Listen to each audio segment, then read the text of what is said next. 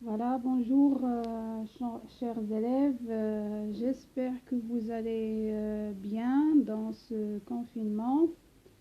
Nouvelle vidéo et nouvelle leçon et nouveau plan argumentatif. Après le plan simple, le plan dialectique, maintenant on va aborder le plan concessif. Le plan concessif, c'est un plan qui n'est pas très populaire, euh, pas très connu et pas très utilisé par les élèves. Tout simplement parce que c'est un plan qui ressemble beaucoup au plan dialectique. Il y en a même certains qui considèrent que c'est le même plan. Mais il y a une différence tellement fine, mais voilà, elle est tout de même importante. Voilà. Alors directement, on va commencer par la définition. Le plan concessif, c'est quoi? C'est une version. Alors le plan concessif est une version du plan dialectique. C'est une variante du plan dialectique. Où, alors qu'est-ce que je fais dans le plan concessif? Où on donne des arguments, les arguments de la thèse à laquelle on se pose. Ensuite, on réfute ces arguments et on montre leur fausseté. Voilà. C'est ça le plan concessif et c'est ça le principe de la concession. C'est voilà, c'est le fait de donner les arguments d'une thèse, d'une position, d'une opinion vis-à-vis d'un sujet dans la première partie. Et après, dans la deuxième partie, au lieu de donner les arguments de l'antithèse, de l'idée opposée, qu'est-ce que je fais? Je prends les mêmes arguments que j'ai déjà cités, mais cette fois-ci en les réfutant, c'est-à-dire en les attaquant, en montrant qu'ils ne sont pas des arguments pertinents, qu'ils manquent de poids, qu'ils ne sont pas valides. Voilà.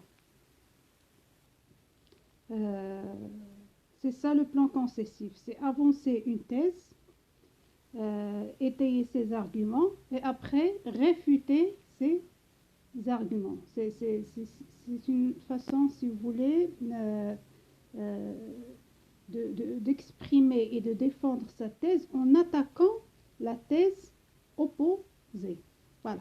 Alors c'est ça le principe du plan concessif. Alors j'essaie toujours de trouver la manière la plus simple, la plus élémentaire pour expliquer. Voilà. En général, dans le développement du plan concessif, on a 4 parties. Voilà. La première partie, dans la première partie, on fait l'étalage des arguments de la thèse adverse, c'est-à-dire la thèse à laquelle on se pose, avec laquelle on n'est pas d'accord. Imaginons que vous avez le sujet sur la peine de mort, est-ce que vous êtes avec ou contre? Si moi je suis avec la peine de mort, alors je vais étayer la thèse qui est contre. Et si moi je suis contre la peine de mort, je vais parler de la thèse qui est avec. Voilà. Ça, c'est la première partie. La seconde partie, qu'est-ce que je vais faire?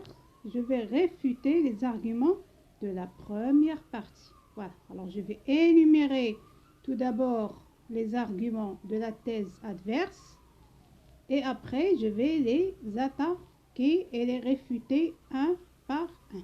C'est ça le plan concessif. Il y a une troisième partie, c'est une partie facultative, c'est-à-dire qui n'est pas obligatoire. Si vous pouvez l'ajouter, ce sera mieux. Mais sinon, c'est pas grave. Ça dépend du temps que vous avez, de votre niveau, de votre fluidité, etc. Qu'est-ce que je fais dans cette troisième partie?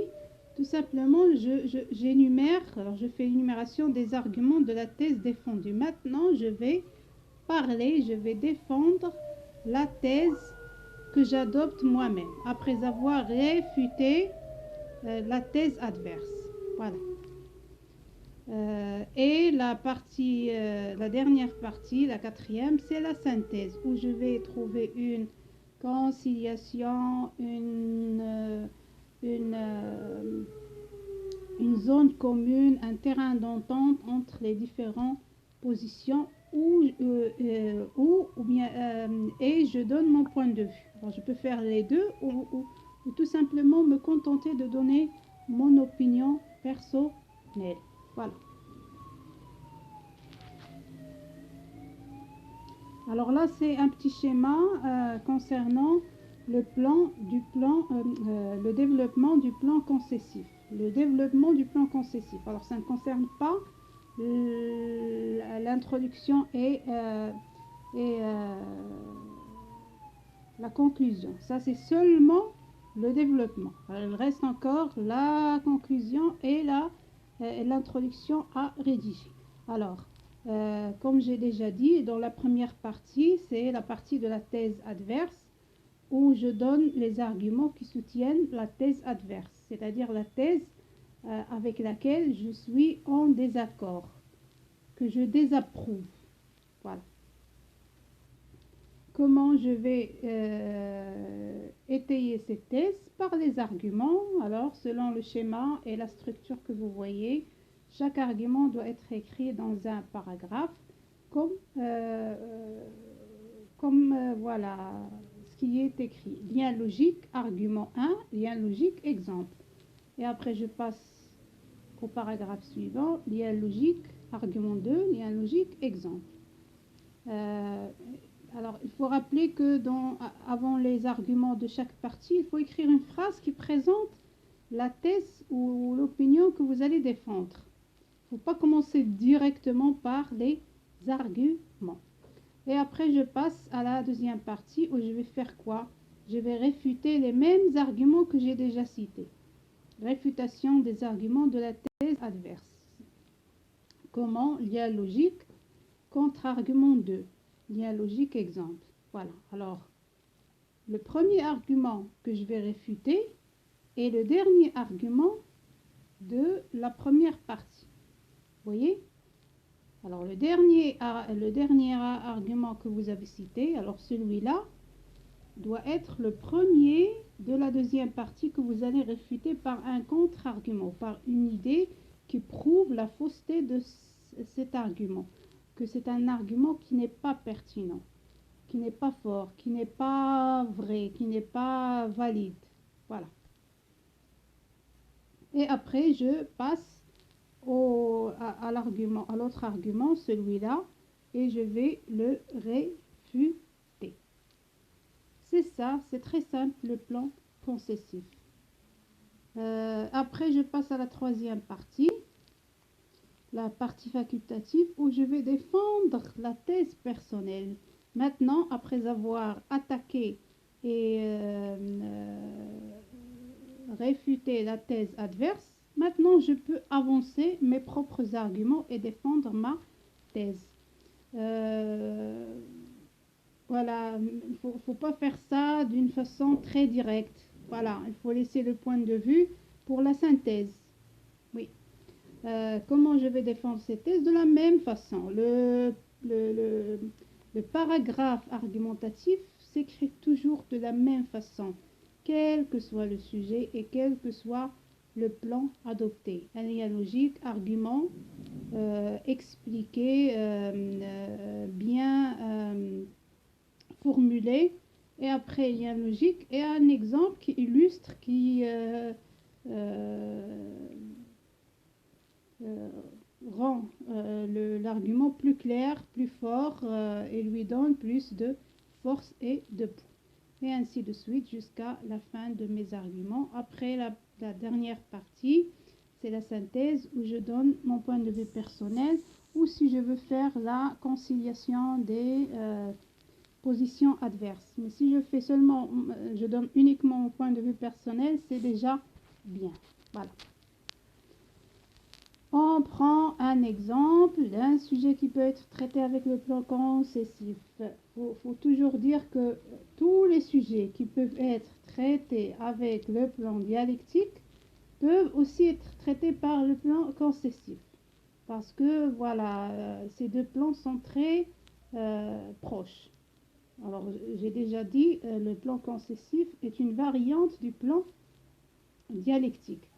Alors, un sujet qui peut être traité avec le plan concessif, d'après vous, un couple sans enfant peut-il vivre heureux? Voilà. Imaginons que je choisis de traiter ce sujet avec ce plan. Et imaginons que moi, je suis avec. C'est-à-dire quoi avec? Je pense que vraiment un couple sans enfant peut vivre heureux. Je suis avec cette voilà, perception, cette perspective. Je suis d'accord, ma thèse c'est que vraiment un couple peut vivre heureux sans avoir des enfants. Alors comment je vais procéder? Est-ce que je vais commencer par ma thèse? Non, je vais commencer par la thèse adverse, c'est-à-dire la thèse qui dit qu'un couple sans enfants ne peut pas vivre heureux. Voilà. Je vais adopter la thèse opposée. Je vais endosser la thèse opposée et la défendre. Comment? Alors vous avez la première partie. Sans doute avoir un enfant est une bénédiction divine pour chaque couple et l'ultime degré du bonheur qu'un humain puisse atteindre. Et cela est dû à maintes raisons. Alors là, c'est clair que je vais énumérer les arguments de la thèse qui dit que l'enfant, c'est l'ultime, c'est le plus haut degré de bonheur qu'un être humain puisse atteindre. Voilà. Et cela est dû à maintes raisons. Et je commence mes arguments, comme je vous ai déjà dit, chaque argument dans un paragraphe. Et c'est pas la peine de sauter entre les paragraphes. Juste un point et on revient à la ligne. Alors, d'abord, les enfants remplissent la vie des parents de joie avec leur innocence et leur amour inconditionnel. Ainsi, rien n'égale la félicité suscitée par le rire d'un enfant ou la tendresse qu'un parent ressent quand il enlace son bébé. Voilà. Alors l'argument c'est quoi? C'est que les enfants apportent beaucoup de joie et beaucoup d'amour inconditionnel aux parents, avec leur innocence, leur amour, etc. Ça c'est mon premier argument. Et j'ai donné des arguments. Ainsi, rien n'égale la félicité suscitée par le rire d'un enfant ou la tendresse qu'un parent ressent quand il enlace son bébé.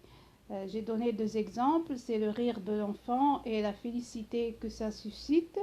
Et après, le fait d'enlacer, de prendre son bébé dans ses bras et la tendresse qu'on peut ressentir. Alors ces deux sentiments sont tellement immenses, tellement beaux que voilà, rien ne peut les égaler. Voilà, alors maintenant je passe à mon argument suivant et au paragraphe suivant. En plus, les enfants sont l'unique soutien et les béquilles des parents durant leur vieillesse, car ce sont eux qui les prennent en charge financièrement et moralement. À titre d'exemple, ils les prennent chez le médecin et aussi ils leur tiennent compagnie et les sauvent de la solitude. Alors mon second argument c'est quoi? C'est que dans la phase de la vieillesse, quand les parents deviendront vieux, ce sont seulement leurs enfants qui vont être à leur côté. Ils seront leur seul et unique soutien. C'est pour ça c'est important d'avoir des enfants. Et comme ça, financièrement et moralement. À titre d'exemple, alors les enfants ils vont prendre les parents chez le médecin aussi, ils leur tiennent compagnie et les sauvent de la solitude. Alors ça aussi un autre argument qui soutient l'importance des enfants dans la vie des parents. Alors, je peux ajouter un troisième argument ou bien me contenter de ces deux arguments. Mais l'important c'est quoi? C'est de ne pas répéter les arguments. Si je n'ai pas un autre argument plus fort, plus pertinent, alors je ne vais pas prendre le même argument que j'ai déjà cité et le répéter sous d'autres formes ou voilà avec Autre exemple, ça c'est déjà cité, alors je passe à autre chose. Maintenant, je vais passer à la seconde partie. Qu'est-ce que je vais faire dans l'étape suivante? Est-ce que je vais passer à l'opinion opposée? Non, je vais prendre ces mêmes arguments que j'ai cités ici et je vais les réfuter, je vais les attaquer. Voilà, deuxième partie. Maintenant, je vais, comme j'ai dit, réfuter les arguments et je dois annoncer ça. Pourtant, aussi beau que cela puisse sembler, l'enfant n'est pas toujours une garantie pour le bonheur et le soutien. J'ai oublié elle. Alors, c'est très beau le fait d'avoir des enfants, mais la réalité dit qu'avoir un enfant, c'est pas toujours une garantie pour le bonheur et le soutien. Voilà. Et je vais commencer la réfutation par le second argument. Vous vous rappelez le second argument? C'est celui-là. Celui-là. L'argument qui dit que les enfants sont l'unique soutien des parents et ils vont les épauler, les secourir, les aider dans leur vieillesse. Comment je vais réfuter et attaquer cet argument? Alors, regardez. D'un côté, les enfants qui sont censés épauler leurs parents une fois adultes seront occupés par leur propre vie et préoccupations. Ils n'auront ni le temps ni l'intérêt pour s'occuper de leurs parents vieux et fragiles. Surtout dans la société actuelle dominée par l'égoïsme et l'individualisme. On voit notamment les maisons de retraite qui regorgent de parents abandonnés par leurs rejetants. Rejetants, c'est les enfants. Alors, comment j'ai réfuté? J'ai dit que euh, les enfants sont censés et sont supposés aider leurs parents quand ils vont devenir adultes. C'est-à-dire les enfants qui vont devenir adultes. Ils vont aider. Alors, quand les enfants deviendront adultes, les parents seront vieux. Et alors, leurs enfants, ils vont les aider. Alors, ça, c'est ce qu'on suppose. C'est théorique. Mais réellement, ces enfants seront occupés par leur propre vie, leurs propres préoccupations et voilà, soucis. Ils n'auront ni le temps ni l'intérêt, voilà, pour s'occuper de leurs parents. Parce qu'ils n'ont plus besoin de leurs parents et ils auront beaucoup d'autres choses à faire. Surtout dans la société actuelle dominée par l'égoïsme et l'individualisme. On voit dans notre société que tout le monde est égoïste, ne pense qu'à lui-même. Voilà. Et un exemple qui illustre ce contre-argument, on voit notamment les maisons de retraite qui regorgent de parents abandonnés par leurs rejetants. On voit dans les maisons de retraite, il y a beaucoup de parents qui ont eu des enfants et qui ont été abandonnés par leurs enfants. Alors, je peux avoir des enfants et dans la vieillesse, je peux me trouver seule, négligée, abandonnée, sans soutien, même si j'ai des enfants. Mais mes enfants seront, voilà, occupés par leur propre vie. Voilà. Maintenant, je vais aller à l'autre argument et même chose, je vais le réfuter. Quel est l'autre argument? C'est que les enfants remplissent la vie des parents de joie avec leur innocence et leur amour inconditionnel. Comment je vais attaquer cet argument? D'un autre côté, même si l'enfant comble sa famille de joie, mais il encombre aussi ses parents de lourdes responsabilités et de stress infini, car élever un enfant n'est pas une mission facile, avec entre autres les dépenses qui dévalisent les parents et le besoin d'être constamment au chevet de son enfant, au moins pour les premières 18 ans de sa vie. Oui, alors comment j'ai réfuté? J'ai dit que c'est vrai. Alors on peut dire que l'enfant apporte la joie, mais aussi il apporte beaucoup de casse-tête, beaucoup de soucis, de malaise, de lourdes responsabilités et de stress infini. Car élever un enfant n'est pas une mission facile. C'est pas facile d'élever un enfant. C'est pas seulement la joie et l'innocence et l'amour et la tendresse et voilà les câlins et tout ça.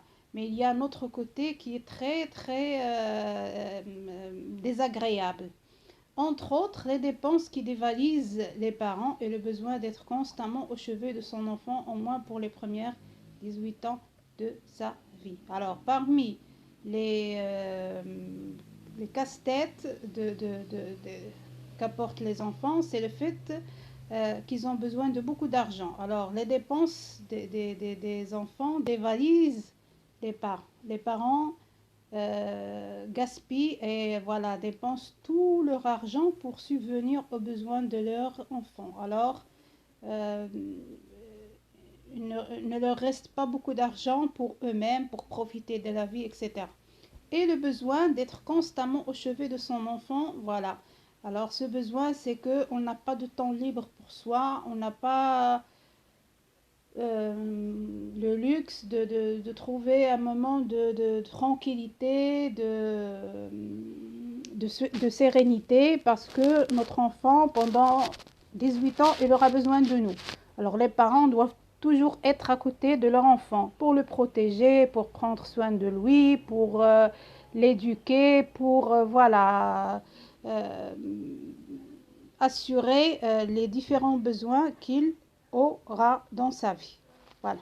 Alors, il ne faut pas seulement voir le côté rose, le côté beau des enfants, mais il y a un autre côté qui est très, très, comme j'ai dit, fâcheux et qu'on ne peut pas négliger. Voilà. Et voilà, j'ai terminé les deux parties, j'ai énuméré les arguments et après je les ai réfutés. Maintenant, la troisième partie que je peux ajouter si je veux, c'est là où je vais donner les arguments de la thèse adverse, la thèse que j'adopte. C'est-à-dire qu'un couple peut être heureux sans avoir des enfants. Voilà. Alors, il s'avère donc que l'atteinte d'une vie conjugale heureuse et épanouie ne dépend pas exclusivement de l'enfantement. Et cela est prouvé par plusieurs raisons. Alors, je dis que le fait d'avoir une vie conjugale heureuse ne dépend pas exclusivement de l'enfantement. Ce n'est pas l'unique chemin vers le bonheur. D'une part, alors les arguments qui justifient cette position, d'une part, les enfants ne sont pas l'unique cheminement vers l'accomplissement et l'affirmation de soi. En effet, on peut se consacrer et se focaliser sur la réussite professionnelle et beaucoup sont ceux qui ont pu faire carrière et même être un modèle de réussite inspirant. À titre d'exemple, Angela Merkel et Oprah Winfrey. Alors là, j'ai dit qu'il y a des gens qui choisissent d'investir toute leur énergie, leur temps, leur capital sur alors dans la réussite professionnelle. Ils disent, au lieu d'avoir un enfant, je vais me consacrer entièrement à ma carrière pour réussir dans tel ou tel domaine. Et j'ai donné deux exemples. Deux femmes, Angela Merkel et Oprah Winfrey, deux femmes qui n'ont pas eu d'enfants dans leur vie et qui ont voilà, réussi, qui ont pu être un modèle de réussite, même des icônes très remarquables. Voilà. Ils ont pu laisser une trace dans le monde entier, l'une dans le monde politique et l'autre dans le domaine médiatique et artistique. Voilà. D'autre part, l'absence d'enfants permet au couple de se souder encore plus et consolider sa complicité en partageant pleinement les expériences de la vie, comme le voyage, les loisirs et les hobbies, sans culpabilité ni distraction. Voilà. Si on n'a pas d'enfants, alors le couple, le mari et la femme vont être plus soudés et seront plus complices. Voilà. Parce qu'ils auront plein de temps et tout leur argent pour profiter des expériences de la vie, comme le voyage, les loisirs, les hobbies, sans culpabilité ni distraction. On voit des couples qui n'ont pas des enfants et choisissent par exemple de faire le tour du monde, de pratiquer des loisirs ensemble. Alors par là, leur complicité se fortifie. Et ils trouvent le bonheur dans le fait de profiter de ces, voilà, euh, comment je dirais, ces beaux aspects de la vie, sans culpabilité ni distraction. C'est-à-dire, si on n'a pas d'enfant, on peut vivre notre vie, l'esprit tranquille, sans se soucier, j'ai laissé mon enfant à la maison, cet argent que je vais dépenser sur mes propres plaisirs, voilà, il vaut mieux les dépenser sur les besoins de mon enfant, etc. Alors il y a toujours ce sentiment de culpabilité, de préoccupation. Mais si on n'a pas d'enfant, on peut profiter de la vie, l'esprit tranquille, sans souci. Et voilà, maintenant je passe à la dernière étape du développement. Bien sûr, il reste encore la conclusion à écrire. Finalement, il n'y a pas une recette préétablie du bonheur qui conviendrait à tout le monde. Pour ma part, j'estime que lier le bonheur conjugal à la progéniture est une idée archaïque et chimérique qui a été bel et bien démentie par la réalité. Alors là, je formule mon point de vue que je trouve que lier, associer le bonheur conjugal au fait d'avoir des enfants, c'est une idée archaïque, dépassée, révolue et chimérique, qui n'est pas vraiment réelle, qui a été bel et bien démenti par la réalité. C'est-à-dire, si on voit la réalité, on trouve qu'il y a beaucoup de parents qui ont eu des couples qui ont des enfants, mais qui ne sont pas heureux. Et d'autres qui n'ont pas eu des enfants et qui sont heureux. Alors, il n'y a pas une règle absolue. Il ne faut pas généraliser. Parce qu'il n'y a pas une clé, une recette préétablie qui conviendrait à tout le monde. Une recette passe-partout du bonheur. Mais chacun trouve son bonheur selon ses propres circonstances, etc. Et voilà, j'ai terminé mon développement. Voilà le développement entier, complet. Voilà. Alors, j'espère que cette vidéo vous a été utile. J'attends vos questions, vos remarques. Et je vous dis à la prochaine et bon Ramadan. À bientôt.